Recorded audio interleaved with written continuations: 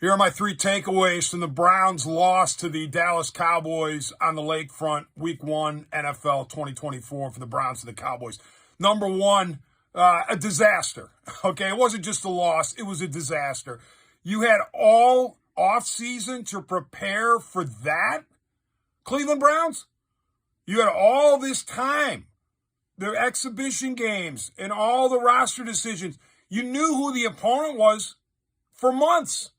And this is the best you could do, which is to say nothing. It was a complete nothing burger out there by the Cleveland Browns.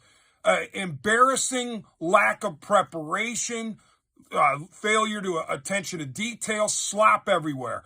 Number two, Deshaun Watson, ugly, all right?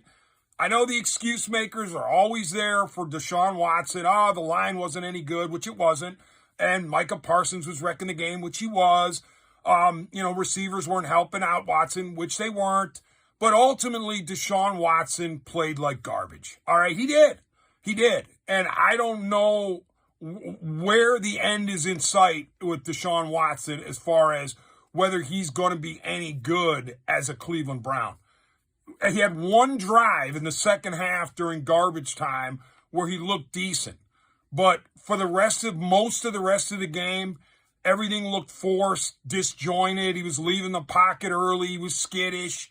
It was just a mess. And Deshaun Watson, as the $230 million man, he has to shoulder a lot of the blame for today's lackluster performance by the offense.